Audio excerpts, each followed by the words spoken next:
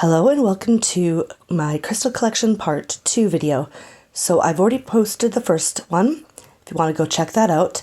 But essentially I'm just going through all the crystals I have in my collection as of now. And I'm doing it in parts because it would just, take way too long if I tried doing them all in one. So this video is going to feature my cut bases and slabs. Essentially what cut bases are just when you cut the bottom of it off so that the rock or crystal or whatever can stand upward, and the rest is usually left raw except for the front that's facing you. That's usually polished unless it's like, defined crystals. And then we have slabs. Slabs being what exactly it sounds like. It's just cut into slabs, kind of like salami if you think about it. And so we're going to go through those two carvings of my collection of crystals. So let's get on with it. So we're going to do this going by size and then alphabetical order. Sizes being from mini, small, medium, large, jumbo, giant, and dino. So that's how I usually measure them. It's by size. And so not by weight, because sometimes some crystals are really extremely heavy and others are really, really light. So I'm just going to do it by size. And the first piece I have here is my agate mini cut base. So as you can see, the bottom has been cut and around it has been cut, but it hasn't been polished. It's just been cut to take away the matrix. And it's just this little small thing, and I really think it's pretty. It's got this beautiful pink druzy, and you can see the banding here. And it's just a really cute piece. Very sparkly. Then next I have this agate small geode cut base half.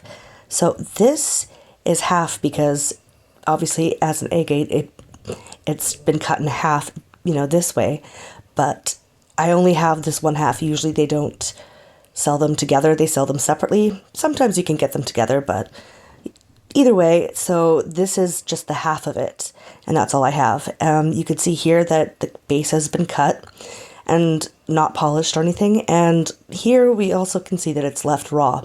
So I really like this agate because of the way it looks, kind of like lightning, the inclusions or whatever, and it's got this really pretty druzy, almost purpley blue.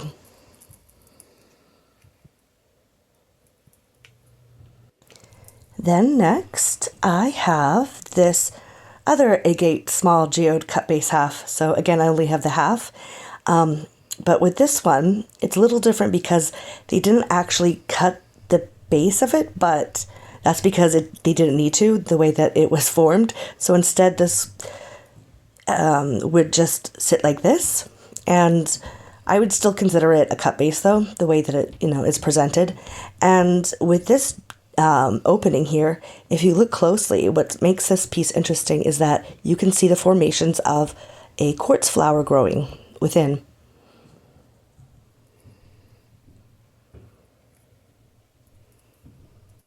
Okay, so the next piece is going to be a little bit hard to pronounce, but I'm going to try my best. It is phosphosiderite small cut base, and as you can see, it's been a little bit cut, enough for it to stand up. And what's interesting is that they decided not to polish it, they just cut it, which is fine. You can see that this has been left all raw here, and phosphosiderite is really pretty. It's got this beautiful pale lilac coloring, and you can see some veining around here. And I just love it.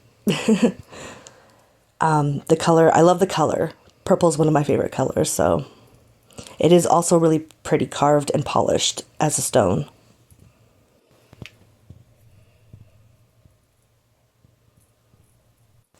Then next I have this quartz small cut base, and it's interesting the way that it's been cut because as you can see it's like just regularly cut here, but then it kind of curves around here.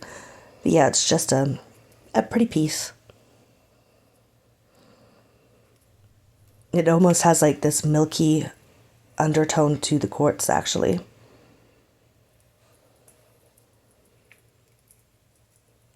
Then I have what's known as rainbow amethyst small cut base. Okay, so rainbow amethyst, is it really amethyst? Not really, because amethyst is just a quartz crystal, but the inclusions within it causes it to, turn purple. But as you can see here, this is not purple, so it is just quartz. It's just called rainbow amethyst, but it's really just a quartz with differing inclusions causing different colors. And as you can see, we've got black and green. The green is probably chlorite. The black is probably just really, really packed full of inclusions, causing a really deep purple, not actually black. But they just call it rainbow amethyst, so I'm just going to leave it at that. These come from Brazil and Uruguay. This one in particular is from Brazil, but that's where you can find rainbow amethyst, and you could tell because of the back here, the matrix, it's all the same. Yeah, anyway, so very sparkly and pretty. I love the colors because, again, like purple, black and green are my favorite colors to go along with purple.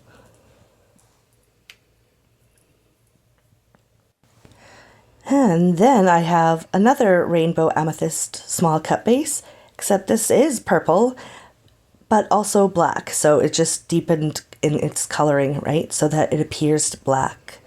So yeah, again, really pretty, sparkly. It almost looks like a quartz flower is trying to grow here.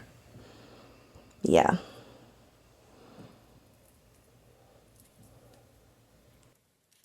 Now for my last final cut base I have here is another rainbow amethyst medium cut base. So it's a little bit bigger. It's definitely not, dark color. It's peach, which is interesting. It's also shaped in an interesting way as well because it's more like a bowl, the way that they, cut the base of it off. So it looks really good on a display at the bottom because then it kind of sparkles at you from below.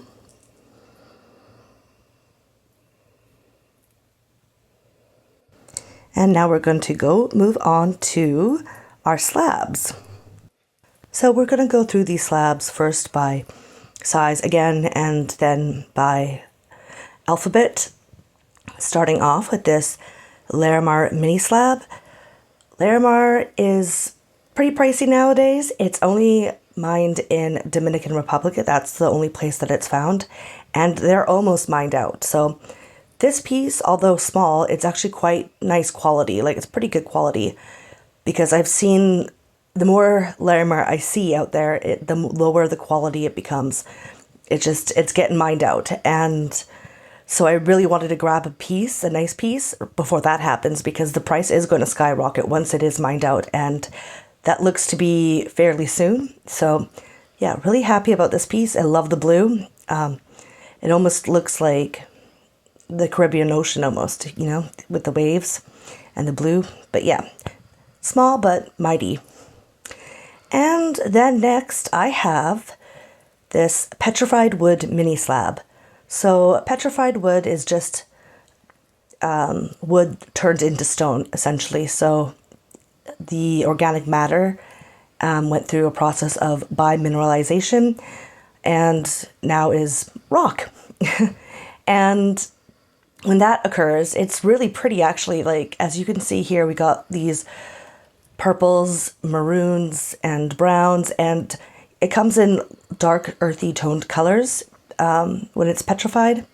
And this, I don't know if the camera's going to pick it up, but you can see the sparkle of the microcrystalline quartz that it turned into, right?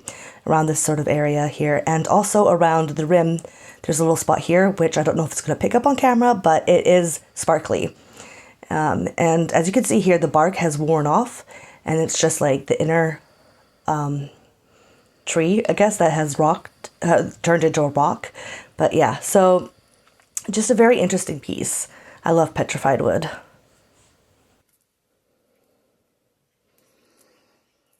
The next piece I have here is this blue lace agate small slab. So you can see the banding here. In fact, it UV reacts. So if you've got one of those blacklight, UV blacklight, flashlights, you can see it.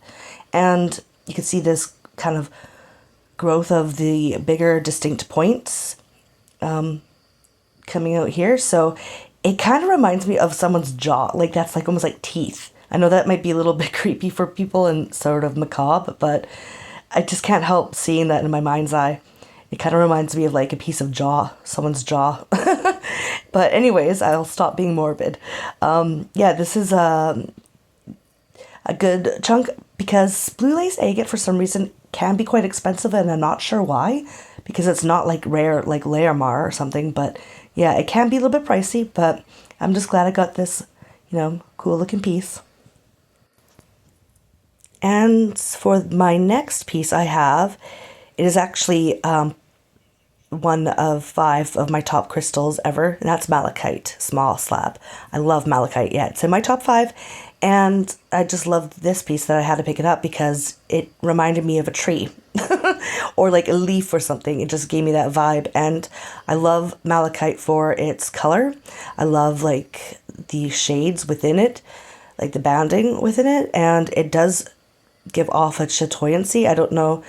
This one doesn't give off too big of a chatoyancy, so I don't know if it'll catch it on camera, but it does have some. And yeah, I just like the way that they slabbed this one, just because of how the colors and the banding look in this sort of way, the way and the angle that they slabbed it. So, really cool piece. Then I have another petrified wood slab, except for this is a small wood slab, so it's a little bit bigger than the mini, and it's very red. And a big difference is the outer layer. See, this one actually still has its bark, which is unusual actually for petrified wood. Usually the bark's gone. So I thought that was really interesting. It's actually why I picked it up. Yeah, just a pretty cool piece. Now, next piece, my next slab piece is very interesting. It's very unique. I haven't really seen much of it on the market. I only have seen it actually in one place where I got this piece. That's the only time I've ever seen this, and that is Zeronite. This is my Zeronite small slab. What's interesting about Zeronite is that it's a bunch of minerals all sort of together. So you got this lemonite rock, and these sort of veins, these sort of veins that are like air pockets within it. And within those air pockets grows different, form different mineralizations. So we have malachite, azurite, copper, cuprite, chrysoprase.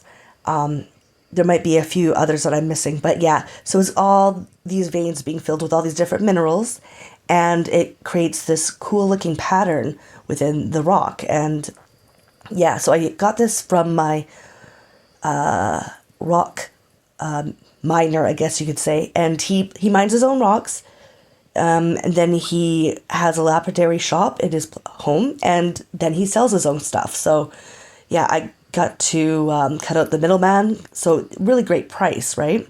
He's got some great stuff. He lives in Lithuania, and yeah, so that's where I got this from, and it's the only place I've ever seen Zeronite being sold. And yeah, just a really cool piece.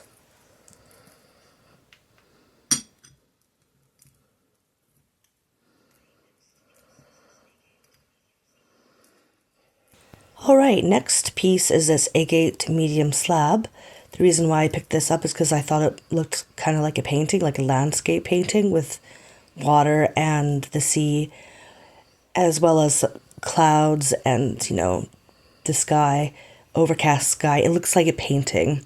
And I just thought it was cool. This is also very thick, this one actually. Quite a thickums. And yeah, just thought it was neat.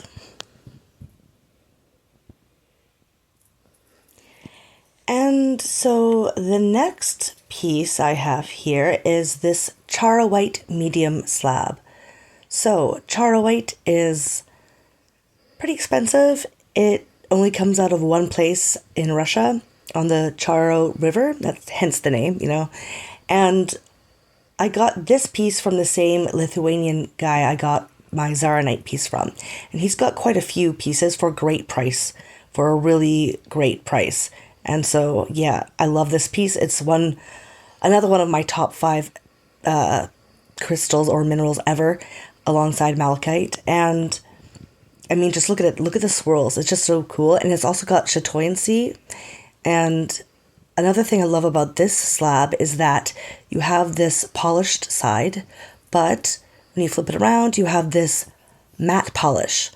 And also you have around the rim, the raw, you could see that it's raw right here. And that's important to me because there's a lot of fakes or reconstituted charoite out there where it's been known to be mostly resin. And what they do is that they take pieces and they take, the dust, the mineral dust when they're carving charoite, and they, throw that in a vat of resin and mix it together and then mold it and sell that for, the price of regular carved charoite, but it's worthless, right? It should not be costing you that much because it's just powder and, bits of the carving waste. So yeah, just be wary of grabbing charoite if you are interested in grabbing it, because yeah, you don't want to get screwed over or scammed. So yeah, love it, love it, love it. All right, second to last piece. I have this coral fossil medium slab. So it's fossilized coral, not, never was taken live. It's fossiled, so it was dead. And that's important to note because it's illegal to collect, live coral and put that on the market to try to sell or something. So yeah. And this one, as you could see when it was cut, the inside is all blue, which is kind of pretty because it kind of looks like a flower with all the little holes, from the coral. And yeah, I just thought it was nifty. I love the shape. It's definitely a unique shape.